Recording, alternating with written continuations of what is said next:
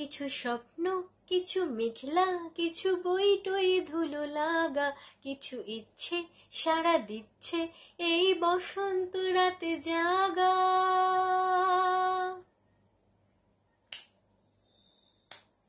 মামো চিত্তে পাশ ফিরতে আজ পলাশ ফুলের কাব্য নিতে নৃত্যে ফুল ছিঁড়তে শুধু তোমার কথাই ভাববো। আজ হাওয়া বেপরোয়া দিল সন্ধে পাখির ডাক, এই বিকেল আর বেল ফুল হৃদ মাঝারে থাক।